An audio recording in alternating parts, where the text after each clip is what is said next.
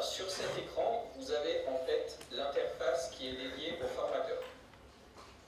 Donc le formateur va en fait ici avoir à sa gauche le titre des parties en fait, qu'il a décidé de créer. On va voir ici. Et donc vous allez avoir sur votre droite la liste des équipes, donc de vos équipes d'étudiants, qui participent à la simulation, avec un identifiant et un mot de passe. Ça, c'est pour la partie plateforme pour créer donc, votre jeu. Ensuite, l'étudiant va lui se retrouver, une fois qu'il s'est connecté avec les éléments que vous lui avez communiqués, va se retrouver sur cette plateforme.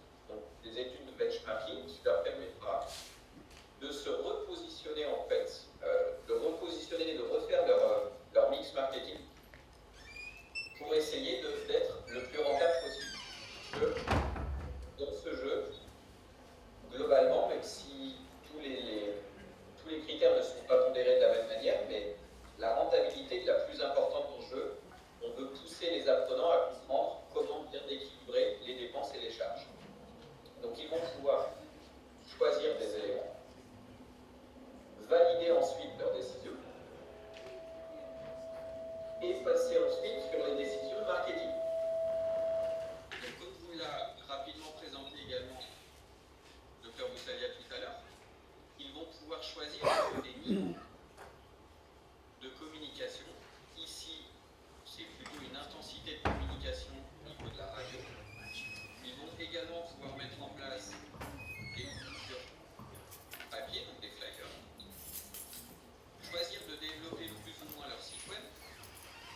Choisir de développer une application Covid, s'ils le souhaitent, ainsi de suite.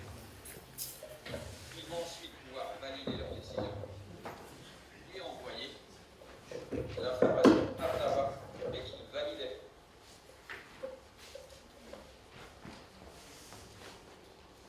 Ici, nous allons pouvoir revenir sur l'interface formateur qui va nous dire que l'équipe 1 vient de valider cet état. Donc, le formateur, une fois que toutes les parties sont finies, va pouvoir bien sûr décider de lancer le calcul s'il le souhaite, grâce à ce bouton, mais il peut également changer à tout moment la langue du simulateur de français vers anglais. Donc, on va pouvoir lancer le calcul. Et avant ça, vous pouvez ici observer que ce qu'on décide d'intégrer dans l'ensemble de nos simulateurs, c'est une partie exercice. Pourquoi une partie exercice? Puisqu'on considère que les simulateurs doivent absolument intégrer des éléments pédagogiques, donc pas uniquement basés sur le jeu, mais des éléments de compréhension, de calcul. Et pour cela, si on revient sur la partie, vous pouvez observer ici que le joueur a un onglet exercice. Cet onglet exercice va consister ici à lui demander de recompléter, donc pour le mois de mars ici, puisque sur la simulation, l'exemple que je viens de vous prendre se passe au 3e mois, donc en mars. Si on clique sur trésorerie,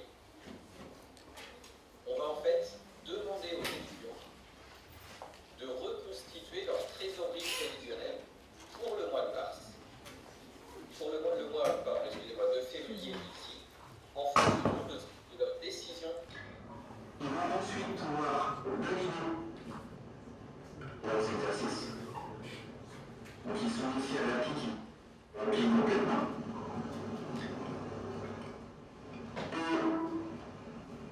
Et le formateur ou la formatrice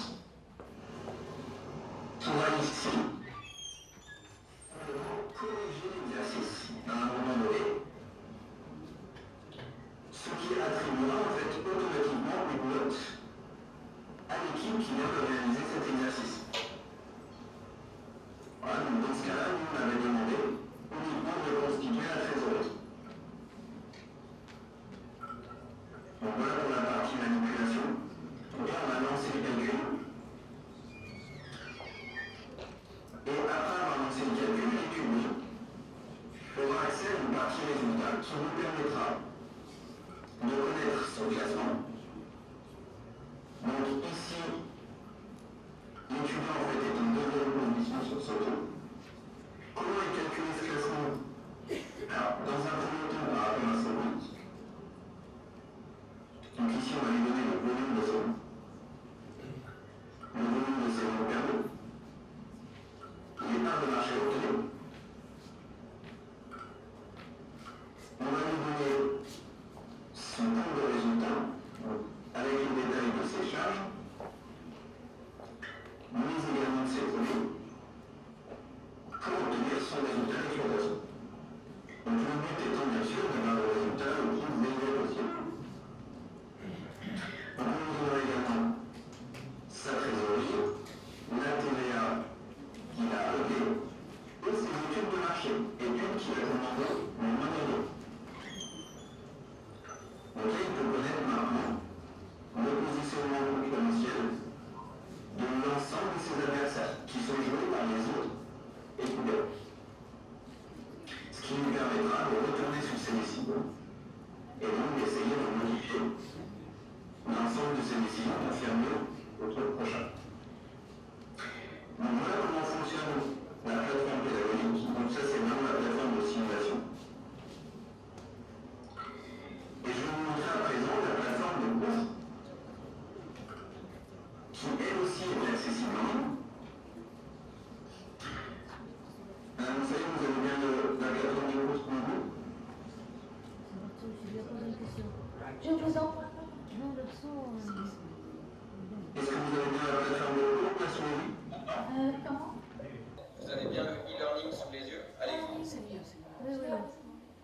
Ok, parfait, merci. Donc, cette plateforme, en fait, permet de regrouper donc, des documents qu'on leur met à disposition pour comprendre le cas, bien entendu, pour la présentation du cas, mais également des quiz. Donc, quiz qui vont permettre aux étudiants de contrôler leurs connaissances. Et alors, il y a par exemple une vingtaine de questions ici qui vont permettre aux étudiants de s'assurer de bien comprendre les règles du jeu avant de lancer la première utilisation du jeu. L'enseignant va pouvoir débriefer avec les étudiants sur leurs réponses, puisqu'une évaluation sera menée. Et on peut également avoir, mois par mois sur le jeu, ce qu'on appelle des notes de conjoncture, donc des événements, qui vont indiquer aux étudiants les règles du jeu et les nouveautés qui apparaissent au fur et à mesure, puisque le niveau de difficulté va monter au fur et à mesure. Et également des cours, donc cours qui vont leur permettre ici d'avoir des compétences sur des thèmes comme l'horloge des stratégies, donc leur permettre de mieux comprendre comment fonctionne un marché et comment fonctionne la concurrence. Ils trouveront également des outils, donc par exemple des tableurs Excel qui vont nous aider, et ils trouveront également des vidéos, donc vidéos qui sont faites globalement par nos ingénieurs pédagogiques ou le pôle recherche et développement, directement intégrés au cours, qui leur permettront aussi de leur apporter des connaissances supplémentaires et qui permettent aux formateurs et formatrices de s'appuyer sur ces contenus pour mieux dispenser leurs cours en face-à-face pédagogique, ou tout du moins pour leur apporter des compléments d'explication par rapport aux éléments qui ont été pris en compte pendant le développement. Voilà, donc vous trouverez l'ensemble des éléments au fur et à mesure des mois. Donc à chaque fois, vous avez des quiz de contrôle. Vous avez également des éléments explicatifs sur la partie financière, pour leur expliquer à quoi sert la trésorerie, comment est-ce qu'on peut calculer la trésorerie. Voilà, donc tout ça c'est intégré sur le cours. Et ça permet vraiment aux étudiants, à leur rythme, d'aller chercher l'information et vraiment aux formateurs et aux formatrices d'animer la réflexion auprès des étudiants et de permettre à chacun finalement d'être un support dans leur compréhension et de vraiment changer le face-à-face pédagogique, c'est-à-dire que le formateur, le professeur, la professeure va avoir beaucoup moins de moments sur lesquels il va échanger de manière descendante auprès de ses étudiants, mais il va plutôt stimuler les échanges entre les étudiants. Et bien sûr, il va maximiser les questions de l'apprenant vers le formateur.